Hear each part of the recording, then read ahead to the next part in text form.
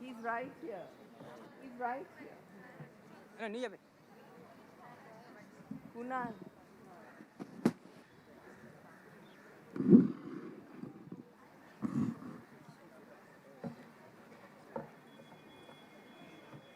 Sahana, can you go and call him?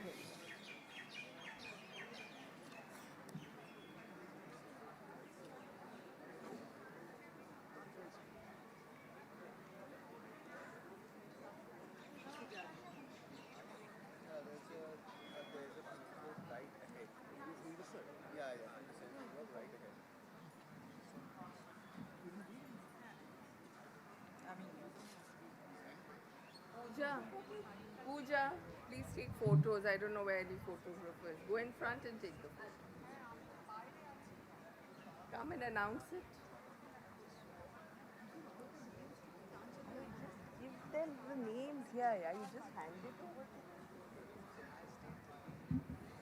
May I request Mr. Kunal Basu, eminent writer and director of the Kolkata Literary Meet, Malvika Banerjee, to give the awards for the Exide Writing Competition.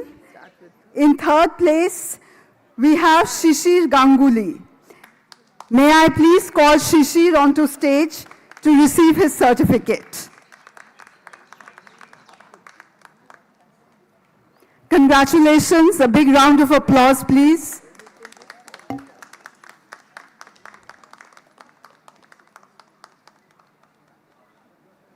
Thank you so much.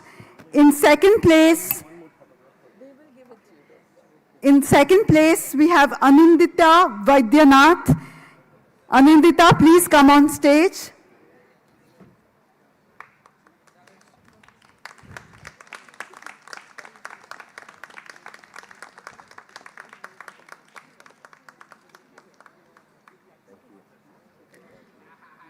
And the winner of the Exide Kolkata Literary Meet Writing Competition organized by Exide is Sahil Yadav. A big round of applause for Sahil Yadav.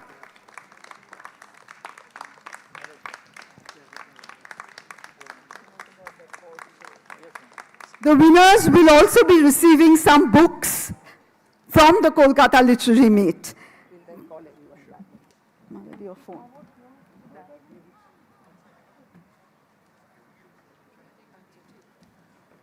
The stage is ready for the next session.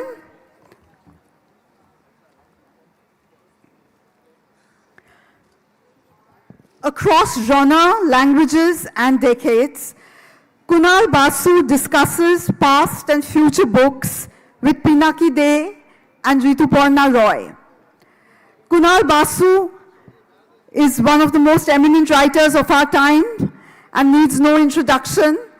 Pinaki, of course, is somebody who is an ally of the Kolkata Literary Meet, and you must have seen him in many other sessions. They will be joined by Rituparna Roy, a writer, a literary scholar of partition, and the author of several academic books. I would now like to invite all of them on stage and hand over the reins of the session to Pinaki.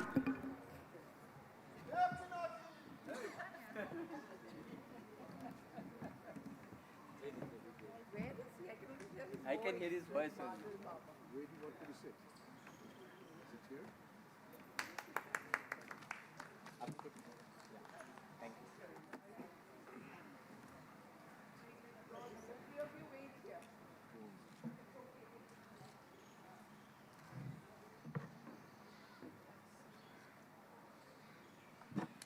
So is this on? Good afternoon, everyone.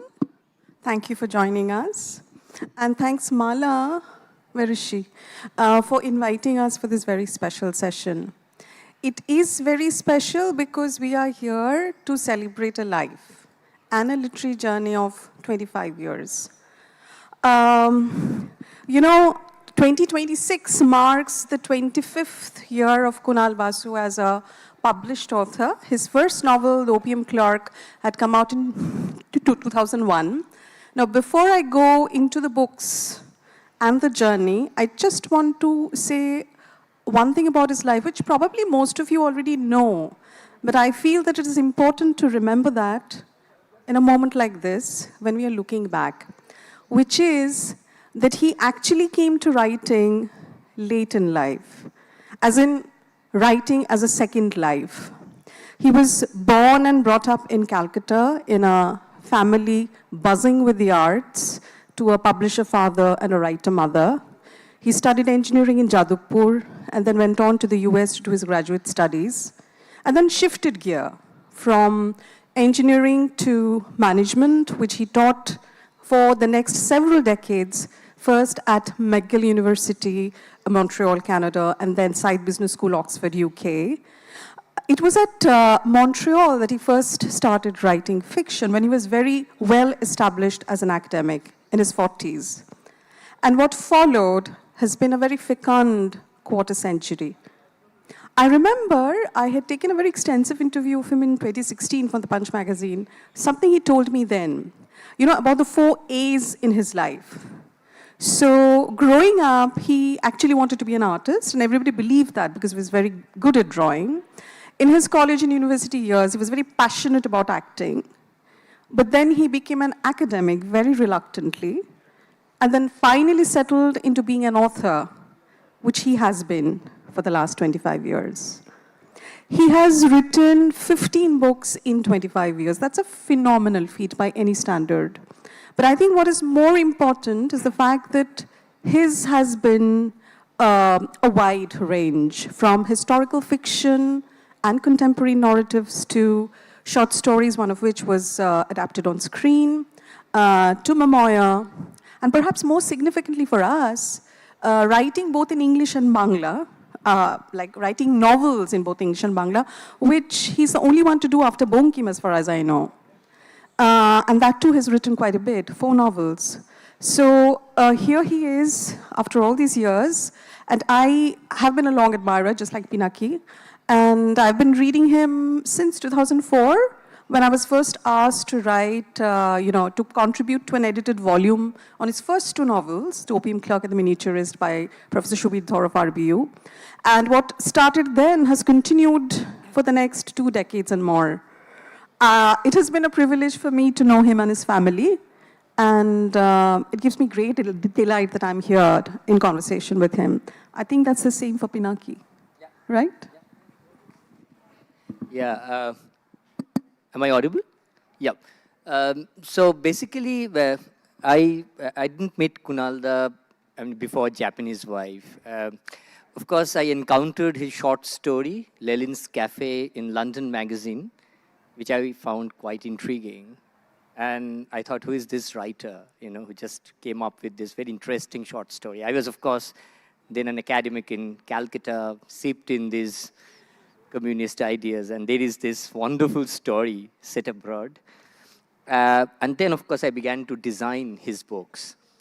So one of the advantages of designing the books is that you can read the manuscripts before. I'm an old-fashioned designer, so although I cannot smell them, I get the PDFs. And so before the whole thing is published, I get to read that. So I am here not probably as a designer, but more as a reader who loves his work. And that's it. So I think it is important that we let Kunal speak on the journey. Yeah. So the description of the session in the website and the Facebook page says that it is about books, past, present, and future. I would like to start with the future. And I'd like to ask you, like I always do whenever I meet you, what's next? Thank you, Rituparna. Thank you, Pinaki. Namaskar. Thank you all for coming on this wonderful afternoon. 25 years have gone by in the blink of an eye.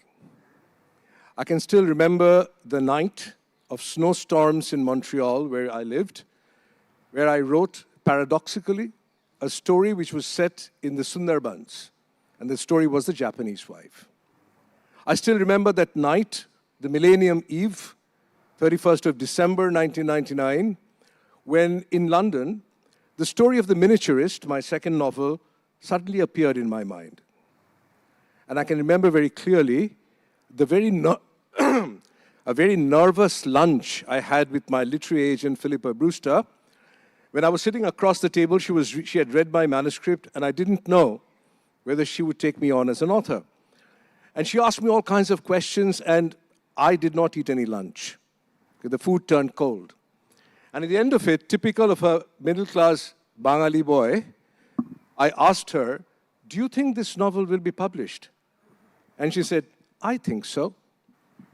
And for the next few weeks, I didn't know what that meant. Did that mean a yes? Did that mean maybe? But fortunately, the novel was published 25 years ago, so 2001. And although the journey of 25 years gives me a certain degree of fondness as I look back, as Rituparna pointed out, I'm happier looking ahead rather than taking a glance backwards over my shoulders. So what's coming? 2 books. End of this year, a novel called Self-Portrait, which is set in the high Himalayas. It's a novel about love, about betrayal, about shame, about nostalgia, and violence. And the second book is a collection of long stories, all of them love stories, okay, which are set in different parts of this city that you will recognize as soon as you read them. And it's the volume is called Vintage Love. Okay? So Self-Portrait and Vintage Love are the 2 books that are forthcoming. And I kept asking myself, why love? Why did I gravitate towards love? And why 2 books back to back about love? So if you will allow me, Pinaki and Rituparna, I'll read you just a 1-page prologue which will appear before in front of the Vintage Love. And it explains why this foray into love.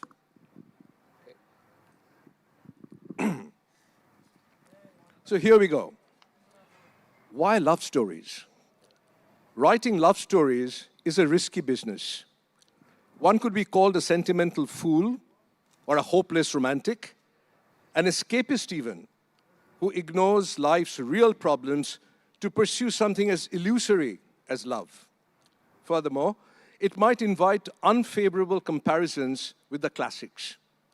A friend had once asked me if it was possible to write a love story that was yet untold. Hasn't the field been covered already by the likes of Romeo and Juliet and Anna Karenina? It raised the question, what was so special about love that could transcend familiar templates, going beyond the rigid binary of happy or sad endings, and if it held any more mystery than, say, power or revenge? Like all authors, I found that question difficult to answer in the abstract. I needed a story that could extend the boundary of love, so to speak, introduce a new mystery, or at the very least, deepen the existing one. The publication of The Japanese Wife, a surreal romance between an Indian man and a Japanese woman, conducted entirely and to the very end through letters, earned me both unfair praise and solid rebuke. It helped to whet my appetite. Love, for all writerly purposes, seemed to be an open territory that withstood and even encouraged risky maneuvers. It took me several years to return to love, and this time it came with the added urge to write stories about older lovers. Like an alchemist, it intrigued me to mix love with other ingredients like delusion and nostalgia, guilt and shame, even mortality, adding a shade not commonly found in the palette of young lovers. Perhaps love is showcased better in the company of other sentiments, which might help to deepen its pigment, relieve it from leading a solitary life. Each of the 5 stories of this collection is set in a world that is fast disappearing, cursed by technology. In imagining my love stories in these vanishing streams, I hope to capture the eternity of love. It's a risk worth taking, I advised myself, if only readers were willing to indulge in love's enormous possibilities. In any case, if one can be foolish enough to fall in love, it would be no more foolish to write love stories. I, for one, am looking forward to your love stories because I feel that, after Japanese Wife was a very unusual collection. Of course, the title story became a film and it was very well received, etc. I feel that,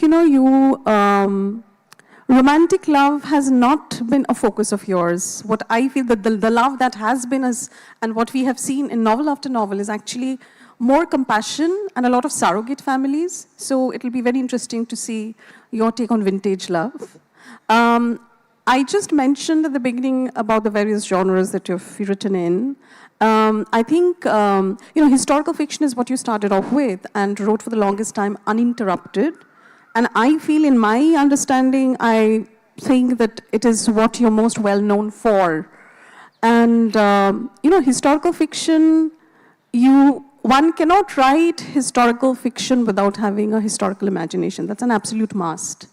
Your novels have taken us to distant lands and climes, to colonial Calcutta, Mughal India, Victorian England, early 20th century Portugal, Lisbon and Peking. So I was curious about one thing, that apart from historical imagination, in your case, is it also the fact that, has your writing also stemmed from the fact that you have been an inveterate traveler all your life? The romance of the strange and the unfamiliar, has always held a particular attraction for you. So I guess what I'm asking is there a kind of organic connection between travel and historical fiction? That might be the case, but my incentive to writing historical fiction came from elsewhere. I grew up reading historical fiction in Bangla. And Bengali obviously has a tremendous tradition of historical fiction. Bankim Chandra Chattopadhyay, Ramesh Chandra Datta, and others, which spurred on my curiosity and my imagination, especially with respect to the unfamiliar. I was also very excited by history as a subject when I was a student in school. And unfortunately, because of a series of misadventures and bad decisions, I ended up not studying history in university, but something much more prosaic than that. So the historian was weeping inside me all these years and found an outlet, so to speak, through historical fiction. Okay? And as you've mentioned, my writing in historical fiction has taken me to different parts of the world, taken me to China, to Malaya, to Victorian England, to Africa, and lots of different places.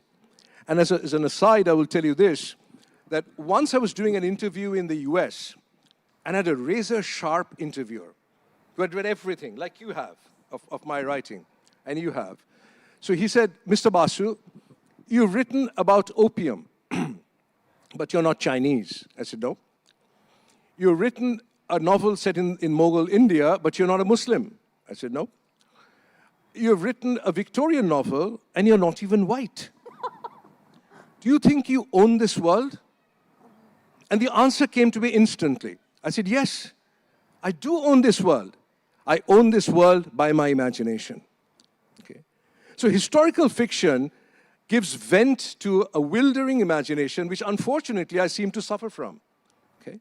And so that's sort of been the genesis of historical fiction. Yeah, but Kunal, I mean, in our discussions, we always come also back to your love for Latin American fiction, especially Losa and Marquez, although they are not historical in that sense, linear way, but there is that non-linearity that comes. But are you influenced by that as well? Yeah, I mean, look, influenced by multiple sources, and not simply fiction, but other kinds of writing as well, from poetry and non-fiction as well. Latin America has been an enduring influence and largely derived from my travels with Shushmita, my wife, to many different parts of Latin America, and influenced by Latin American cuisine, by Latin American music, by Latin American writing, of course, by Latin American art, yes, and the history of Latin America.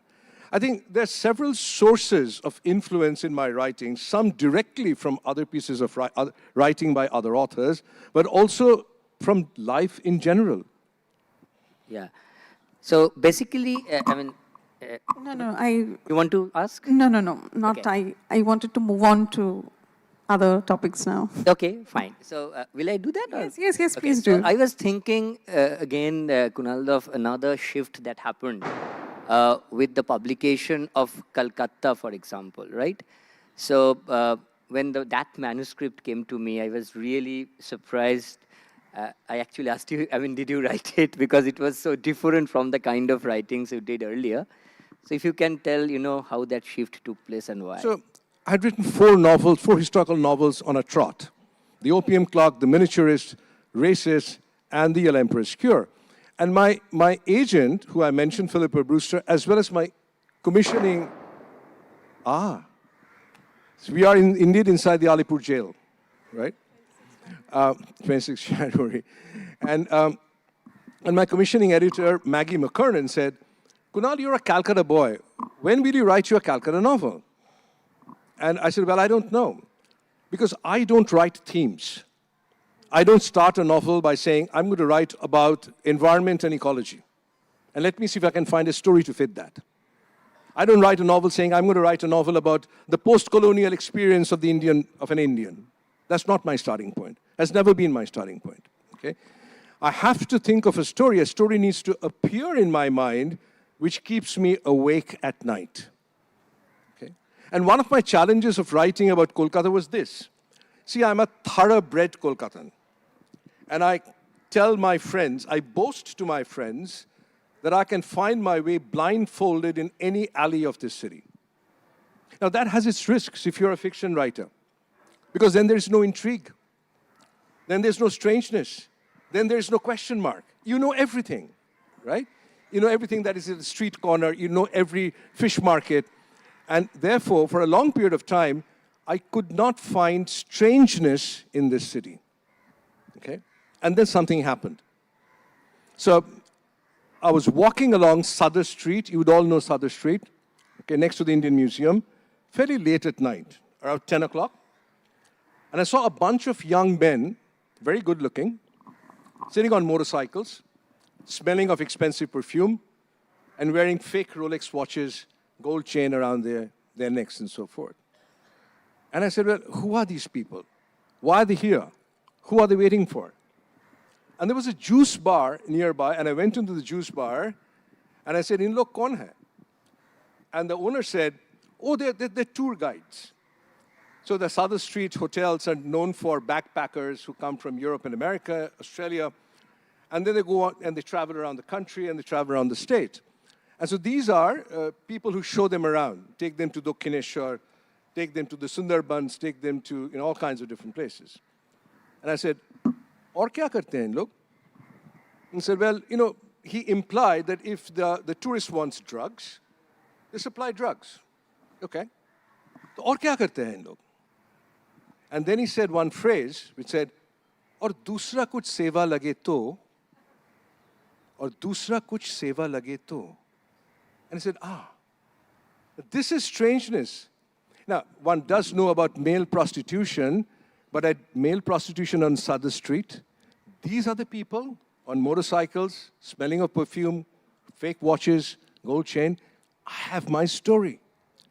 And for the next year and a half, close to 2 years, I relentlessly pursued gigolos. Okay? From the police to NGOs, meeting these people, making friends with them, okay, going to their homes, and trying to find out as much as possible what this, why this, how this, and then what. Okay? And Calcutta was born out of that. And as a result of this novel, it completely redefined my relationship with this city. Because we middle-class Bengalis believe that we are the core, we are the center of this city. And everybody else is in the periphery. Right. Well, by the way, 57% of Kolkata's population is non-Bengali. Okay? And what this novel brought home to me is that we are like planets who are circling each other, passing by each other silently without knowing each other. Okay? And it completely redefined my relationship with the city and the places. And in a way, it turned my face from historical fiction to contemporary fiction. And then subsequently, I wrote Sarojini's Mother. I wrote In an Ideal World, my most recent novel, as well as a set of stories. Yeah. Yes, what was, striking about the novel was the title itself, as you said. Like, it was not Kolkata or Calcutta, but Calcutta, which is a clear nod to the population which is not Bengali.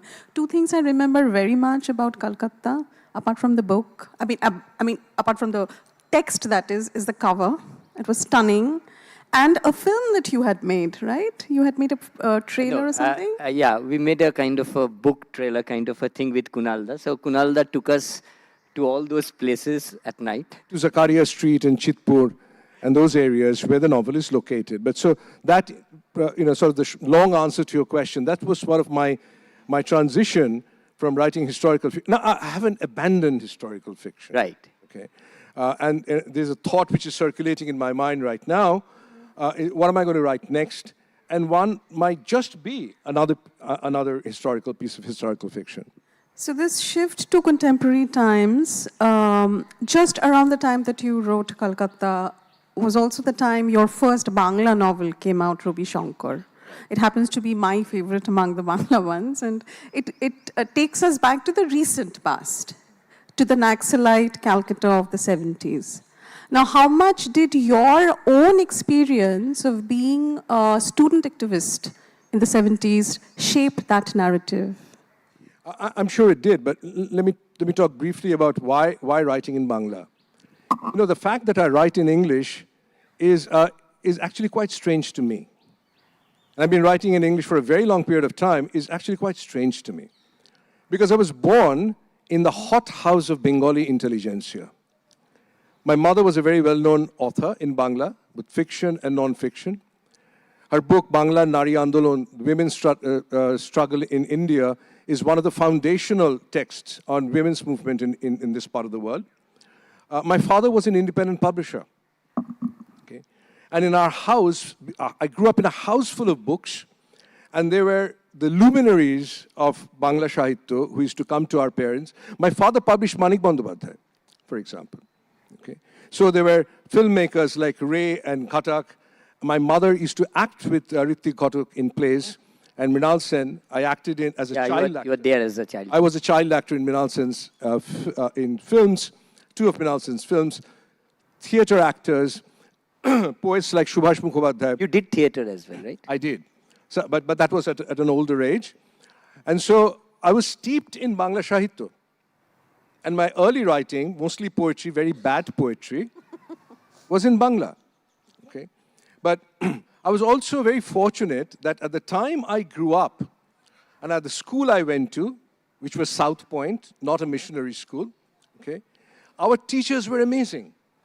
And what they did was, they created 2 streams that flowed within me, the stream of Bangla and the stream of English. And I never felt I needed to take permission to jump from one to the other, that they were both mine. Even now in our study in Kolkata, when I look at my shelves, to my right is Dickens, to my left is Bunkim. Okay. And I wasn't willing to abandon either. But so at some point in my writing journey, I asked myself, why is it that I've not written a novel in Bangla? I've lived for a number of years in Montreal, in Quebec, which is French Canada. And the French Canadians say that we are the most bilingual people on earth. And I say, no, you are not. We educated Bengalis are the most bilingual people on earth. Because bilingualism does not mean the facility to write grammatically correct.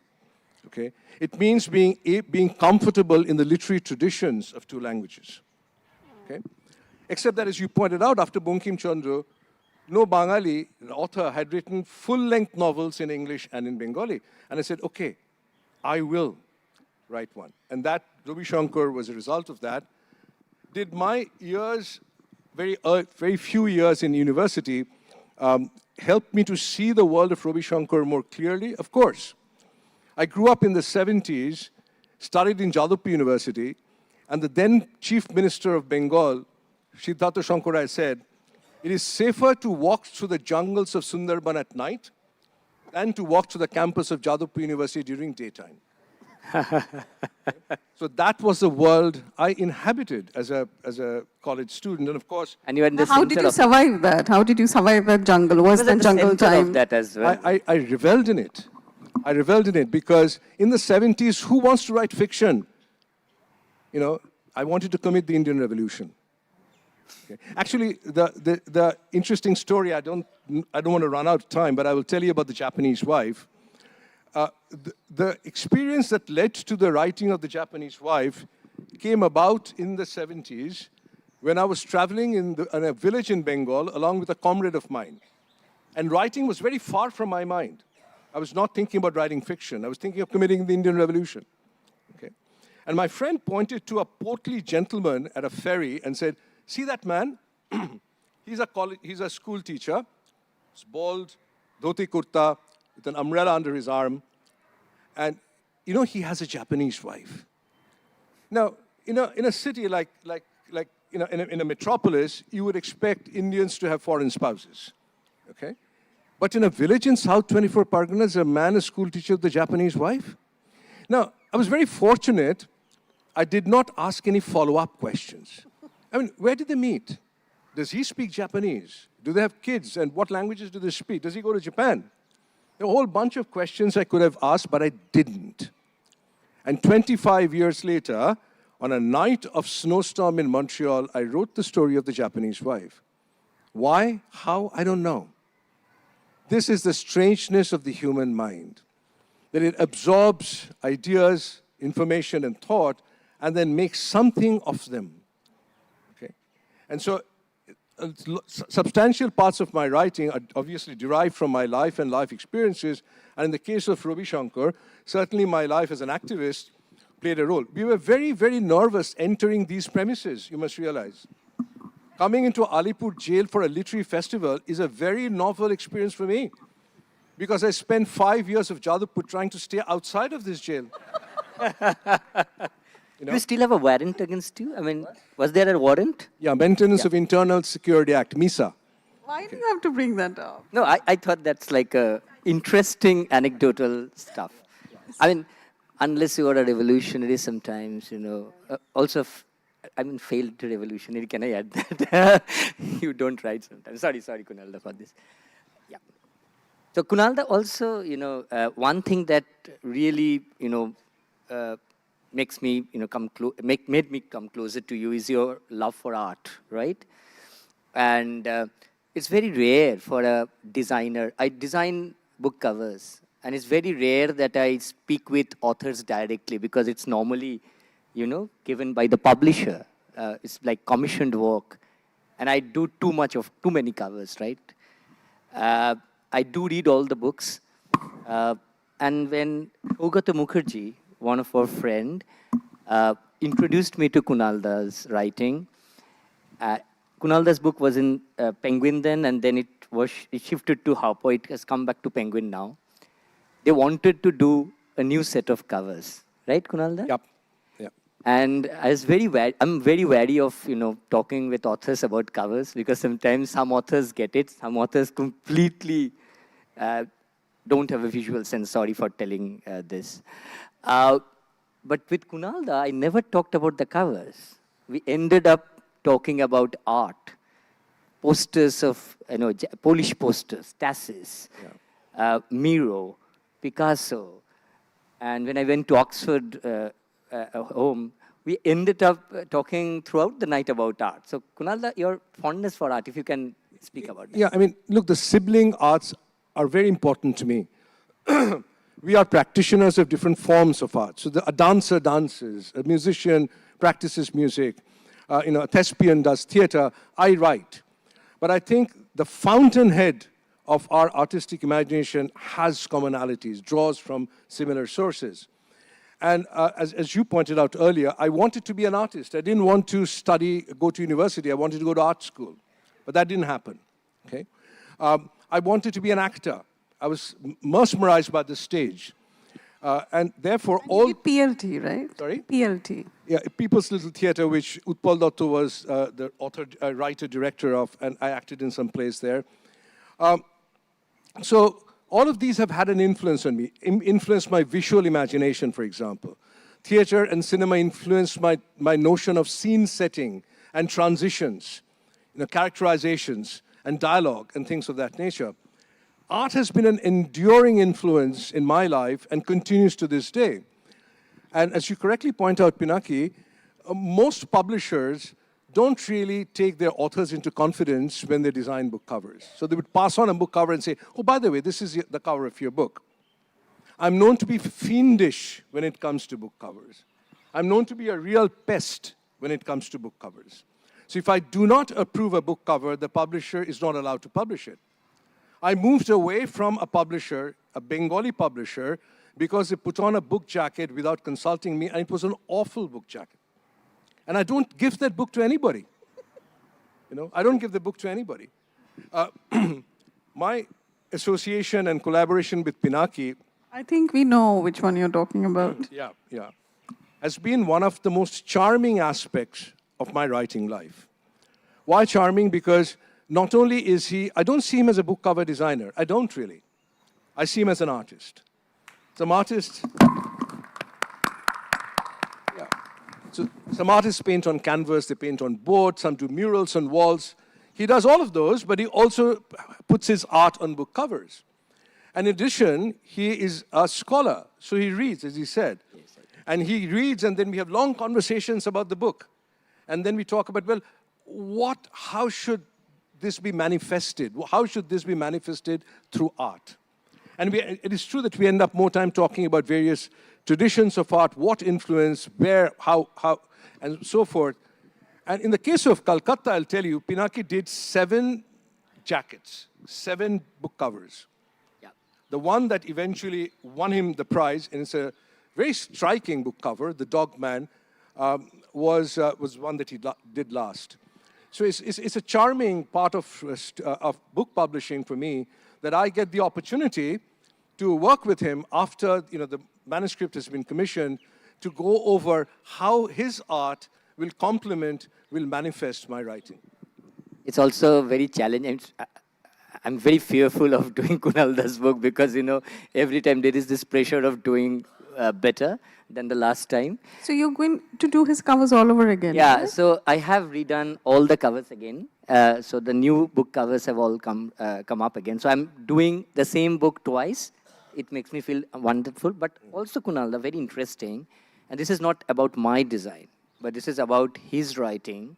Because a lot of these comes from his own, letters, words, sentences. So the Dog Man, very few people, very few artists or very few cover designers read the manuscript.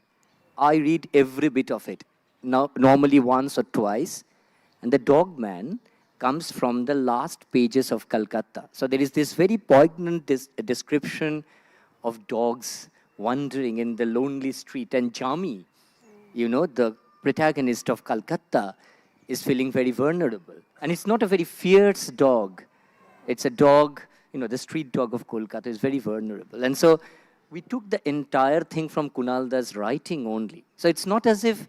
Yeah, it is a very strong visual element, his writing. So I think Kunal is a very visual writer. I think he's a very cinematic writer. Sometimes you get writers who are really philosophical. But Kunal, I think, is kind of a storyteller. Look, there are all kinds of writing. I mean, there are all kinds of writers, and they pursue different... They're all okay. Yeah, it's fine. They pursue different ends. But I have to dance to my own drummer, right? I have to do what I want to do. And for me, story has primacy. Okay?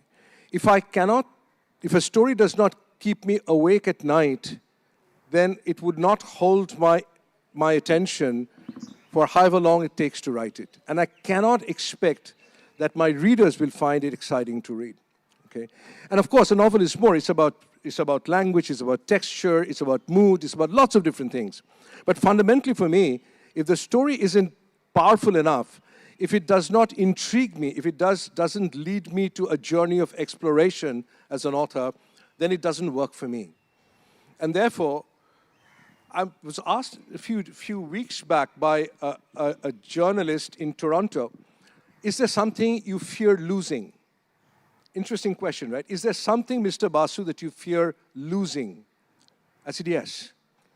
What I fear losing is my mind's ability to make up stories. Because I would know that my writing has come to a dead end if my mind is unable to conjure stories that keep me entranced. Okay. So, if I may, how do I go about keeping the story-making engine alive inside my mind? Okay. A number of different things, really. There is no magic formula. In fact, I say this sometimes, that making up stories is like sex. If you try too hard, you end up being impotent.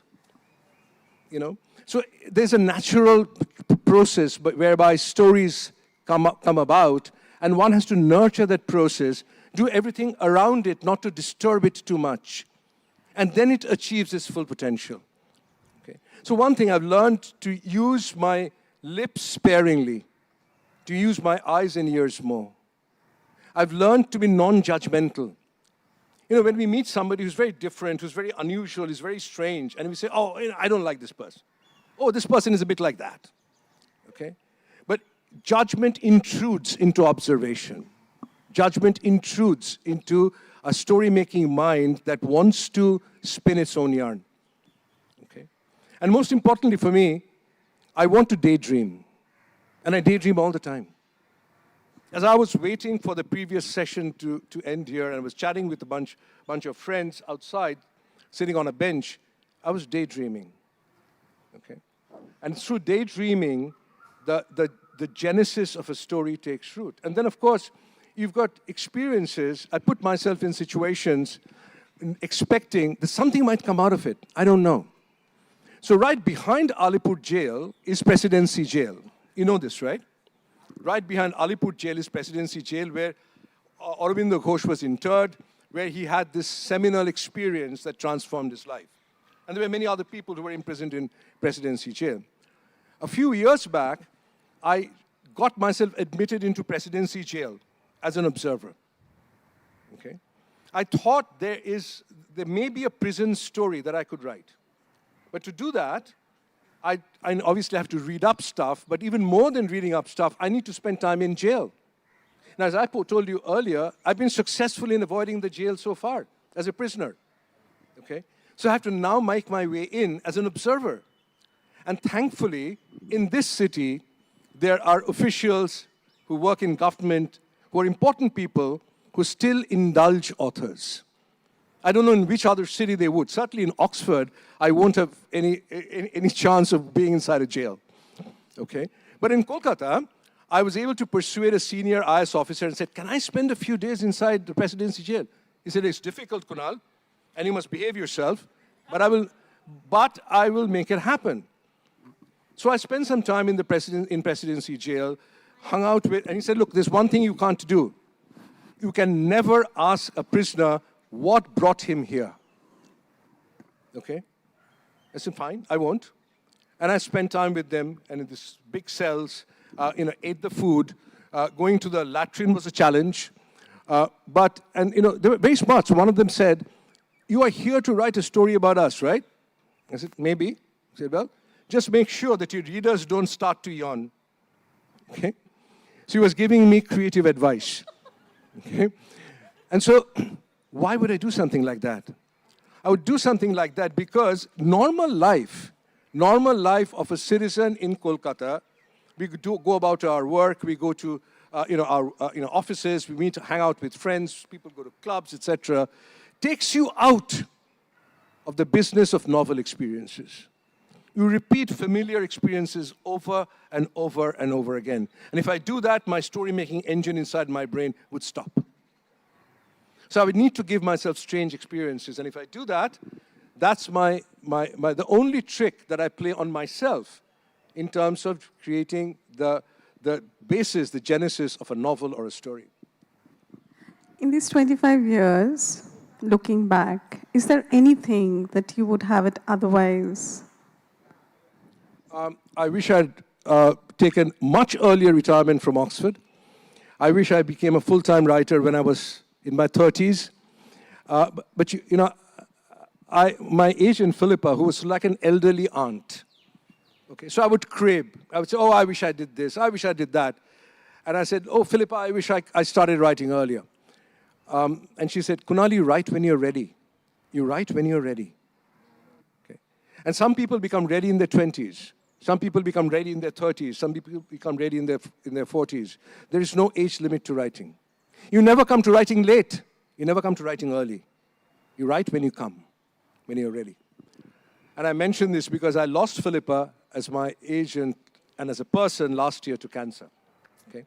So That's the only thing I would change if I could rewrite history. And, you know, if I had another chance, I would be an artist. So you wouldn't find me here, but somewhere else, Fine, you would be in the India Art Fair in Delhi. Yeah. perhaps. Yes, before we take on questions, can we, no, can I say? I think it's... We will, no, shall we say? Yeah, that's fine. Yeah, you can. Okay, so we will take on questions. Before we do that and end the session, just wanted to share a good news with you, which is that Pinaki and I will be co-editing a volume, celebrating his life and work. And it has, we have a very good publisher who has accepted the proposal. So, yes, we thought this is a good time to share that news. I think it's only 1 month that we have got it, right? Yes, yes. Thank you. So maybe we should have the kind. Any questions? Yeah. Please.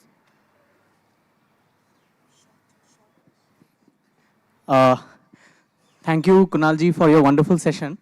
So I represent your alma mater, Jadavpur University over here. And I have a small question, right? Do you think contradictions in your life make you a more imaginative writer? I mean, you studied mechanical engineering just like me. And while I working in an automobile company, you write books. Do you think that if you had pursued something which kind of went more along the lines of being an editor or a professor of English, or if you had done something more, let's say, literary or cultural in your early 20s, would it have been a different experience? Would it have made you a less imaginative writer?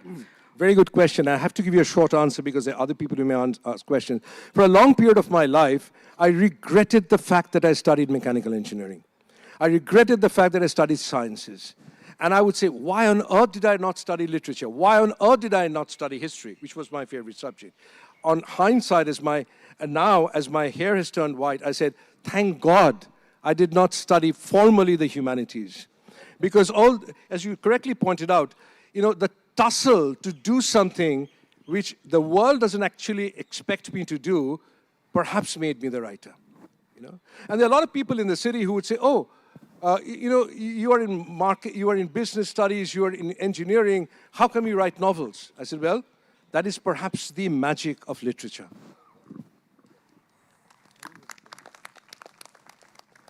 Yeah, last. There is a gentleman at the end. Yeah, can we have a mic? On the side.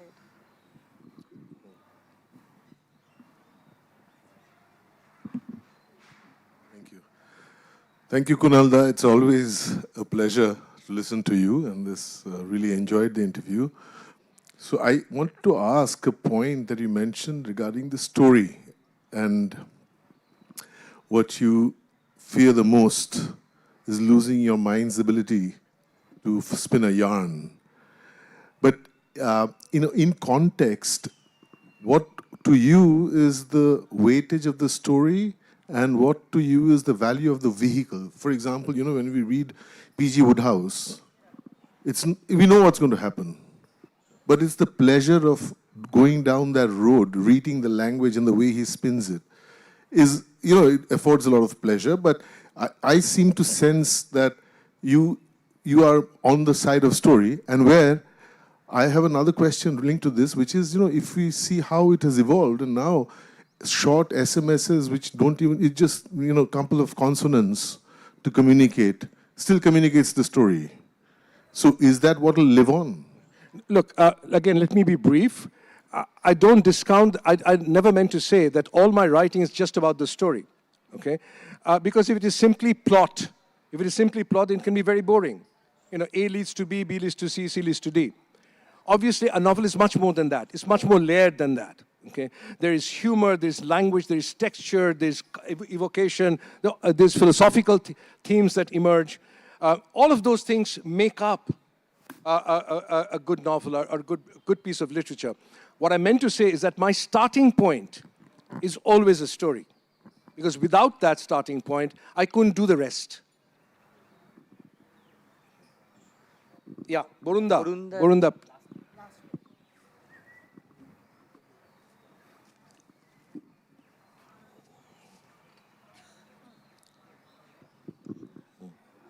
afternoon. I mean, it's a great joy that I see you after a long, long time. But do you draw from real life characters? Very simple question. Yeah, I do, not entirely a whole character. Maybe I would take aspects of a character. Okay, so for example, there's a person in my neighborhood who sells everyday products. Okay, and he has this very annoying habit that whenever I go, he always says, "Oh, you've grown old." No, we all grow old. I mean, it's a fact of life, right? I mean, and he would say, "Oh, you've put on weight." Okay, which is very annoying thing to know. We are all trying to lose weight, and if somebody says you have gained weight, so, and I oftentimes wonder why does he do that, and it is his way of actually showing familiarity. Okay, not treating me as somebody who's just another customer, but saying, "I remember you from the past. Okay, I have a memory of you," and does that. So, in a short story that I wrote recently, which will come out in Vintage Love, there's a character like that who's extremely annoying. And he actually falls in love with the woman who comes to his shop. And he makes her uncomfortable. And then in the process, romance begins to develop. So do I draw on characters that I know, that I've followed? Yes. Do I completely model a character in terms of, and one other quick thing is, some people have asked me, is there any character in any of the books you've written that resemble you, that resemble me? Okay, there's very little which is autobiographical in my writing, except Lenin's Cafe, which Pinaki pointed out earlier. But there is a character called Mohim in The Opium Clerk. Okay, and he is my ideal self. Who is Mohim? A person from young Bengal, the enlightened Bengali, who's cosmopolitan, 19th century character. Okay, and when I wrote Mohim, I was drawn to him, and I felt that I was putting parts of myself into Mohim. But that's about as close I've gotten to actually taking myself into a character. I think you are Behzad. You have been writing, you've been doing the, official Akbarnama by day and doing your writing at night. I think we can end on that note. Just one sec. Having created a character, does it take a separate dimension within you so that you just can't get rid of it? No, absolutely, Borunda. As you know, you're an author yourself. Not all characters have that effect on you. Okay? No, not all. But some characters you can't get rid of. For example, as you mentioned, Behzad, the main character in The Miniaturist, is somebody I can't get rid of. The book came out in 2003. So whenever I, as an author, face disappointment, and we authors do face disappointments from time to time, I think about Behzad. Behzad is my alter ego. Thank you very much for being such a lovely audience. Thank you.